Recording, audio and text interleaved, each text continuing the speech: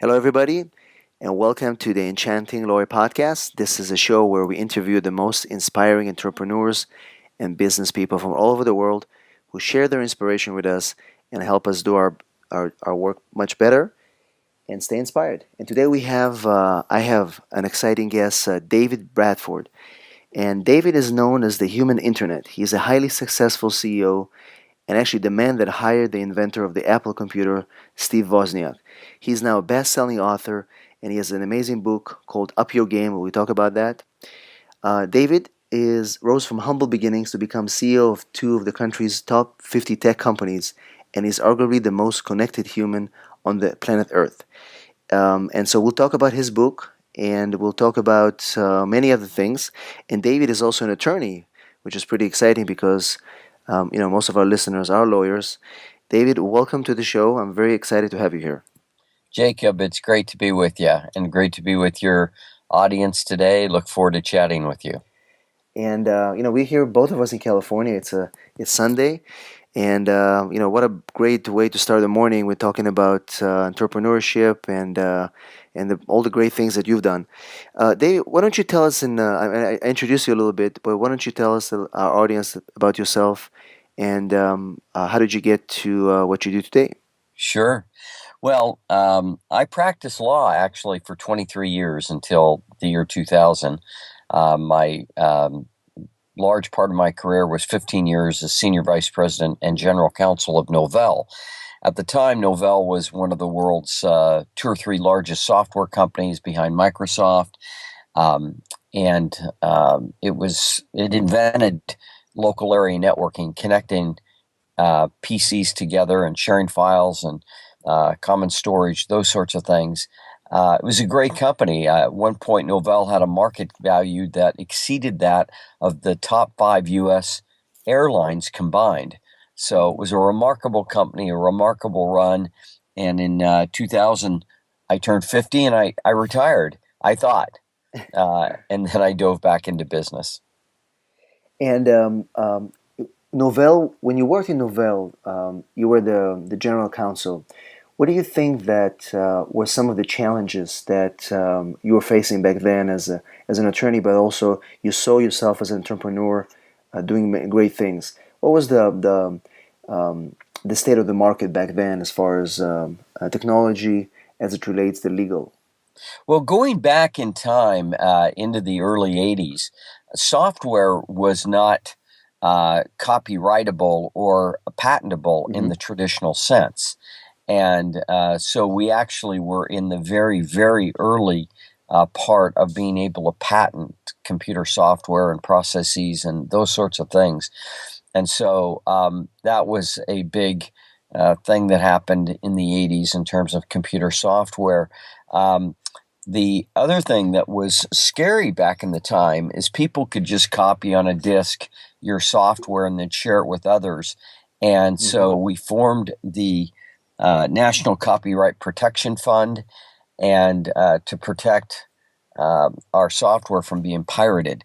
And it was a huge problem, particularly in Asia, China, India, those sorts of places where people could take a copy of our software that was worth anywhere from $3,000 to $5,000 per copy and make it, for cents on the dollar and resell it in those markets. And so that was a scary proposition. And so we were very, very involved. I became chairman on 2 occasions of the National Copyright Protection Fund to protect, and the Business Software Alliance to protect our copyrights in our software. And at the time, I think Eric Schmidt was the chairman of the board of that company, right? Well, Eric Schmidt came in about 10 years, 11 years after I was there. It was 1996 when Eric Schmidt, who later would become CEO of Google, he became CEO of Novell. So he ran Novell from 1996 to 2001, and then we left within 6 months of each other. And Eric went off and did his thing at Google, and then I went off to become CEO of a series of tech companies. Excellent. So, I mean, I can only imagine, what happens when you work with people at that level, what you learn and what you gain and what you take with you to other projects that you've done ever since. What are some of the lessons you've taken from working with people like Steve Wozniak, Eric Schmidt, into your work today with software companies and younger entrepreneurs? Oh gosh, that's a whole podcast. But Yeah. just quickly, from Woz, I learned humility. That man is humble. He doesn't expect anything. He is just a genuine, deeply felt human being, and I have the greatest respect for Steve Wozniak. Eric Schmidt taught me the value of networking. I can remember we had uh, an instance where he came to me one day and he says, "Hey, I want to hold a fundraiser for Senator Orrin Hatch at my home." And I said, "Well, you're Democrat." And he says, "Yes, and Orrin Hatch is a Republican." I says, "Well, why would you want to do that?" And he says, "I want to connect and form relationships, regardless of political party."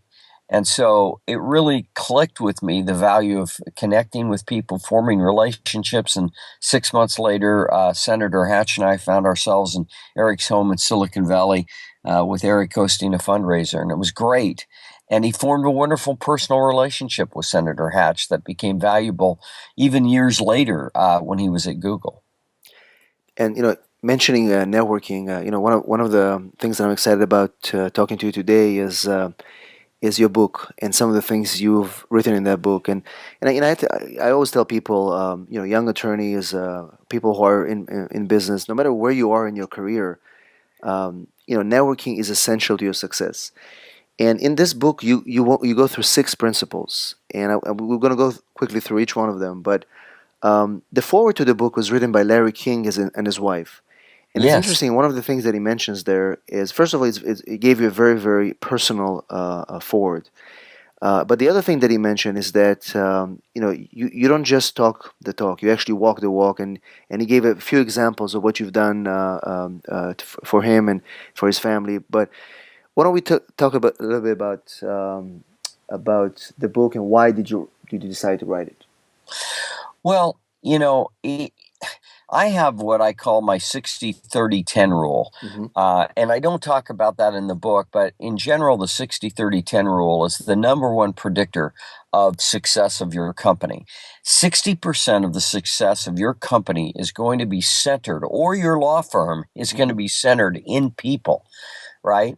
Yes, you might have a particular expertise in antitrust law or, intellectual property or whatever it might be, but it is a people business. Connecting, building, forming long term relationships is where it's at.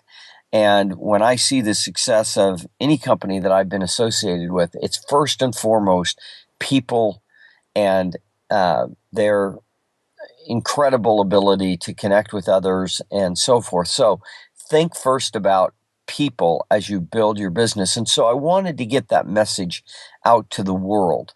And so I talk about when you start up your network, the first thing that you have to do, Jacob, is to think about other people. When you're at a business Hmm. conference and you're a lawyer and you go to that next business conference on whatever the subject matter might be, securities law, for example, look around the room. Think about what the needs are of the other attorneys in the room. Why are they there? What are they trying to get about it? And what is it? And what connections do you have that can bless their life? And so if you think first of other people and you start up your network by giving first without a thought of what you're going to get out of the relationship, that will trigger great things. I call it the law of reciprocity in the Hmm. universe. When you go out of your way to help another person, they're going to have an intuitive desire to give back. And so I say, first, think first of the other person, and that is what will trigger your network. And David, it's interesting that you mentioned that because when I was going through the book and reading some of the things, this is really what we do in our law firm. This is the principle that I've started. I call this the enchanting way, and the enchanting way basically is about people first, not profits. It's about empowering your staff. It's about empowering your people so they are able to provide better service to your customers, and it's about giving everything giving it away for free so people will trust you. So I mean, and you've been doing this for years, and you put it in writing. So I love it. So That's right. we talked about the first principle, which is startup. Giving, not receiving. It's very important to start with this first because most people are always thinking about the end result. They're thinking about the profits. I want to make money. I want to make. I want to sell.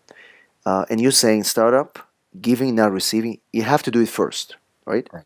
Yep, absolutely. I think of the job I got at Fusion IO as Mm-hmm. CEO of that company in 2008, 2009. And that all started by 6 years earlier by someone coming to the Silicon Valley or from the Silicon Valley to Utah. And he wanted to be introduced to a series of venture capital funds in the state. And so I did that for him. I took him around the state. It was great and introduced him to a series of VC funds. I didn't hear from Don for 6 more years. Mm-hmm. But when I heard back from him, he was telling me all about this great company, Fusion IO. So it was a kind act that I did in 2002 that led 6 years later to my introduction to Fusion IO. Right, and you've not done that with the anticipation that something will happen. You've just done that because that's how you are.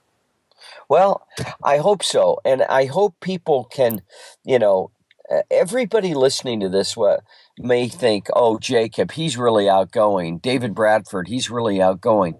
But you also have to start your network by simply being curious about other people. Right. I've learned a lot about you over the last couple of weeks as we've interchanged Mm-hmm. and interacted. We just talked about your forthcoming trip to Israel and Belgium and parts in Europe and so forth. And I'm learning a lot about you. And as you get curious about other people, as you ask them questions, Mm-hmm. they will reciprocate and they will show interest in you. People love to talk about themselves. So be a networker simply by being curious and asking lots of questions. Right, and sometimes when you know of something that may be of value to somebody else, and just make that kind of introduction or just give them some value, they will remember that. And I think this is very important. The next principle you talk about is show up. Why don't we talk about that a little bit? Well, I'm fond of saying that 90% of success in life is simply showing up. And I illustrated in the book Yeah. by the job I got at Novell. Mm-hmm. I walked in one day to Novell unannounced. Mm-hmm. I'd heard about the company. I was driving down the interstate one time in Utah and saw the big sign that said Novell off the side of the freeway. And I'd heard about this as an upcoming software company, and I'd been a lawyer already for 5 years in the computer software industry. And so I stopped into Novell, met the president, and lo and behold, it turns out that they were looking for corporate legal counsel. Mm-hmm. I did not know that at the time when I stopped in and met the president of the company. And 2 weeks later, we were living in Southern California at the time. 2 weeks later, I'd moved my entire family to the state of Utah and had started this great 15-year run at Novell. But I showed up. And, you've got to show up at your church. You got to show up at your soccer games. You got to show up at various parts of your life. Today, you can show up online in ways that were completely unthought of 30 years ago, 15 years ago. And so show up, be there, and interact with people, and good things will happen from it. And showing up is so important because people use as an excuse for not making things happen. Well, I'm embarrassed that they may think badly of myself, and you're right. Today it's so easy. I mean, it's not that easy, but it's easier with social media to just reach out to people and show up.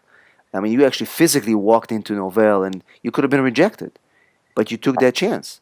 And if they said no, well, you would have walked out of there and said thank you, and maybe you would try it again some other time, right? Right. Right, for sure.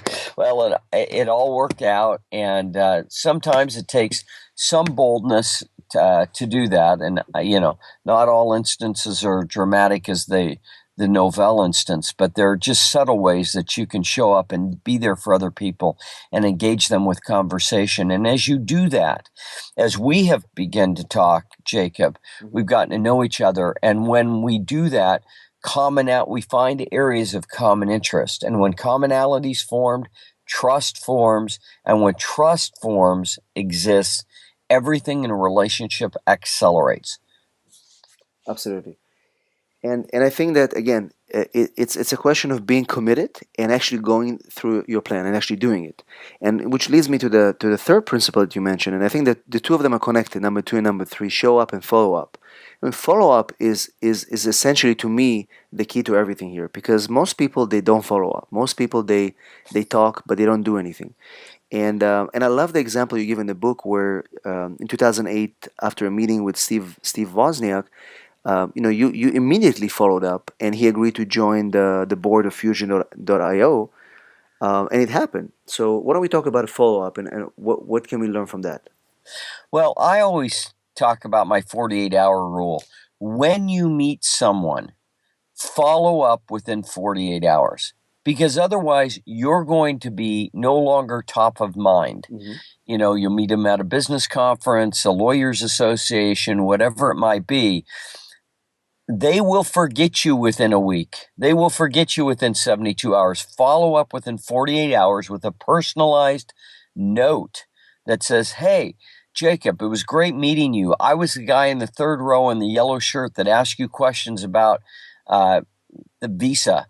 Mm-hmm. And so that you give them a context to connect with you. And I just think follow up is a lost art. I meet with so many people where you engage with them for a period of time, you've both shown up somewhere, and then you go away, and then you forget about each other. It's easy to do because we go back to our day-to-day operations. And that's why I make a practice every night before I go to bed. Mm-hmm. I work on those relationships that I made that day, those business cards that I got, whatever it might be, and I follow up with them, and I send them a personalized note to connect with them on Facebook, Instagram, LinkedIn, whatever it might be, so that they remember you and you connect and you begin to form and foster that relationship.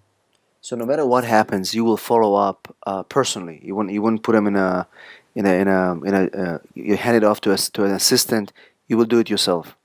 I do it myself, as crazy as that might sound. I just think that the subtleties and the Mm-hmm. variabilities of connecting with people and what you discussed, et cetera, can't really be captured by an executive assistant. And so I follow up personally and find some area that we can connect into. Oh, we met the other day and we talked about the University of Michigan. Glad to see you're a Wolverine, or Mm-hmm. whatever it might be that you discussed. So follow up with a personalized way. I don't just send people a LinkedIn request. It's always accompanied by an email, introduction that says, in fact, this very morning, I was up and someone had connected me to a Dr. Andrew Crane. Mm-hmm. And so that was great. That was a nice email. I went back into the LinkedIn and I sent a LinkedIn request to Andrew, but it was accompanied by not just, "Hey, I want to connect with you on LinkedIn." It was, "Hey, our mutual friend Josh introduced us via email this morning. I'd love to connect with you on LinkedIn." So make it a personal way. And it doesn't take a lot of extra time, Mm-hmm. but it reaps great benefits. I agree, because sometimes we get those random messages, and we don't know if it's a spam or somebody that is actually of value to us. But I think that approach may seem to be a bit more logical. How about link up? Link up is an interesting concept that you write about, because it's really about creating and connecting people. It's about people. So how do Right, you define link up, and what is it about? right. Thank you. On LinkUp, what I talk about a lot are my categories. And so, Jacob, you would be categorized in my email as a friend, um, someone who lives in California, Hmm. lawyer, and international. I have 90 categories in my Gmail and my Yahoo accounts, where when I connect with someone via email, I'm able to put them in a category. And what that does is help me to efficiently go back. And so when I want to connect with people that live internationally or have international experience, I'm able to pull up that database of everybody that I put into the international category and send an email out, and so forth. For your business practice, for example, it would be very easy to have everybody in an international category. And then once you launch your new company that relates to international business or whatever it might be, you just grab that category and send a blast email to them. And I'm not recommending all the time to send blast emails, but forming categories for short informational purposes is very, very efficient and makes my life a lot easier. So in the book, I think I outline like 90 categories that I use to put people in. And I think it's just easier when you do want to connect with these particular groups and you do want to create relationship. You don't want to blast all your list. You just want to go. It allows you to be more focused, right, by doing that. Yeah, several years ago, I was I needed a fourth to play golf with me at a golf tournament in Pinehurst, North Carolina. Mm-hmm. And so I pulled up my golfers category and boom, send out a blast email to all my golfing friends that said, hey, looking for a fourth to play for 4 days at Pinehurst, March 2nd through the 5th, or whatever the dates were. And that blast email went out. I got an email back from a guy I hadn't seen actually in 20 years. Wow. And we'd stayed connected via social media. His name was David Checketts. And David was president of Madison Square Garden, the New York Knicks at the time, et cetera. And he was starting an international sports fund to get people to invest in international sports franchises, cricket, those sorts of things. And he emailed me back, surprisingly, because I'd placed him in a category. And we met. He played golf with me for 4 days at Pinehurst, and we renewed our friendship and formed a new business relationship as a direct result of simply having put someone in a category. And then you don't think of them for a number of years, but they're in your category. And when that blast goes out, they see that. And it's a good way to stay in touch with people. No, this is actually a very good suggestion and a practice, and I started actually doing it myself now. I mean, I use different CRM programs, and I can do that as well. But Sure. think about it: if you don't do that, then reaching out to people like that. I mean, you would have never thought about that person who you haven't seen for so many years, but because you have those precise groups like that, it's just easy to reach out, and you never know who's going to send you a message back, right? Exactly. I love that. Yep. The last 2 points that you mentioned to me are very interesting because stand up and scale up are very, very important. Stand up, being credible in our business. Being professionals, attorneys, entrepreneurs. If we don't have credibility, we have nothing. We have no business. You And got so, it. why don't we talk about stand up and scale up and what you have to say about that? Sure. So the last 2 points. It doesn't matter what else you do. Once you listen to this podcast, you can connect with people, you can follow up, you can be a person that shows up at events, etc. But if you are not known as a person with character, a person with integrity, it doesn't matter what else you do in life. People are not going to want to connect with you. And so you have got to conduct your personal and professional life in such a way that there is never a blot on your reputation. And in today's world of social media, it's incredible how, a small bad act or a small tweet can get you in trouble. And so avoid that at all costs. Be a stand-up person, a person with character. When you shake hands with people, follow up. And what I like about you, Jacob, is we got introduced about 2 months ago from a mutual friend. Mm-hmm. And we both followed up with each other. And I can tell just from the interactions that we have that you're a stand-up person.